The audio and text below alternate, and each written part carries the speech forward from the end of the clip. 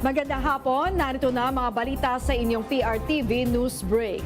Palalakasin ng administrasyon ni Pangulong Ferdinand R. Marcos Jr. ang paglikha ng bagong mga oportunidad at trabaho ngayong taon.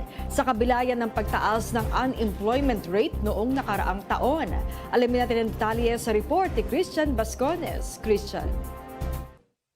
Yes, inatasan ng Pangulong Ferdinand R. Marcos Jr. ang lahat ng ahensya ng pamahalaan para kumilos at gawin ang lahat ng paraan na makapaglilikha ng mga bagong oportunidad para sa hanap buhay ng mamamayan. Sa kabila ito ng pagsipa ng bilang ng mga Pilipinong walang trabaho noong nakarang taon. Ayon kay Palace Press Officer at PCO Undersecretary Claire Castro, patuloy ang pagsisikap ng administrasyon na maghikayat ng mga mas maraming investors at lumikha pa ng mga trabaho sa bansa. Sinabi ni Castro na batay sa mga ulat na naihayag sa Economic Development Council o EDC, may mga salik na nakakaapekto sa pagtaas ng unemployment at underemployment, kabilang na ang masamang panahon at mga sektor ng pansamantalang nawala ng trabaho. Ibinaliwanag niya na bagamat may pagtaas sa unemployment rate, marami pa rin ang mga nabibigyan ng hanap buhay dahil sa patuloy na programa ng DOLE at iba pang ahensya ng pamahalaan. Ayon sa palasyo, ang sunod-sunod na bagyo at masamang panahon noong ikalawang quarter ng 2025 ay nagdulot ng pagsasara ng ilang negosyo, pagliit ng oras ng trabaho at pagkawala ng kabuhayan sa ilang lugar.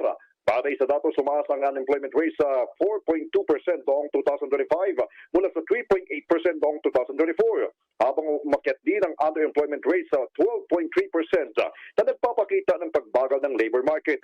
Pinakaapektado sa mga nawalan ng trabaho ang mga sektor ng hotel and restaurant, wholesale at retail at iba pang industriya na sensitibo sa galaw ng tao at demand sa merkado. Giit pa ng palasyo, itutuloy ang paghahanap sa mga investors at paglikha ng mga trabaho kasabay ng tuloy-tuloy na investigasyon laban sa katiwalian upang masiguro na maayos at tama ang paggasta ng pondo ng bayan. Iyan ang ulat mula sa palasyo. Balik sa iyo, Maan.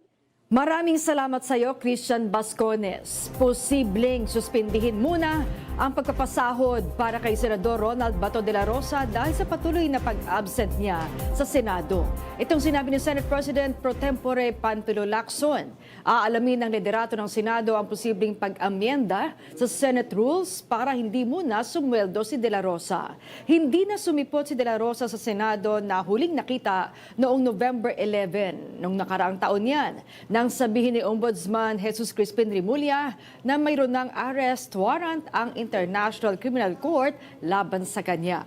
Kabilang si De La Rosa sa mga sinasabing kapwa-akusado sa Crimes Against Humanity case ni dating Pangulong Rodrigo Duterte na ngayon ay nasa The Hague. Naniniwala sa Executive Secretary Ralph Recto na posibleng maipasa ang anti-political dynasty bago ang paghahain ng mga kandidatura sa 2028 elections. Sa ngayon, pinag-aaralan na ng Kongreso maging ng Office of the President ang mga lalamanin ng batas. Ilang panukala na ang inihain sa Kamara at Senado kaugnay dito. Naunang sinabi ng Malacanang na nagbago na ang tinatawag na political landscape sa bansa. Kaya't naghayag ng pagsuporta si Pangulong Ferdinand R. Marcos Jr. sa panukala. Formal nang nanumpa si Philippine National Police Chief Jose Melencio Nartates Jr. bilang hepe ng pambansang pulisya at tinanggap na ang kanyang ranggong 4-star General.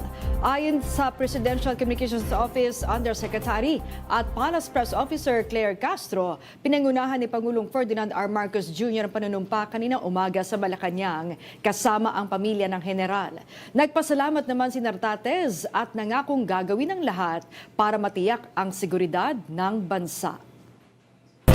At yan ang mga balitang nakalap ng inyong PRTV News Break. Live kami sa Free-to-Air, Beam Channel 31, Signal Channel 31 at sa YouTube. Tumudok din sa aming social media accounts sa Instagram, Facebook at TikTok sa @PRTV Prime Media. Abangan ang mas komprehensibong balitaan sa Arangkada Balita mamayang 5:30 ng hapon. Ako po si Maan Macapagal. Magandang hapon.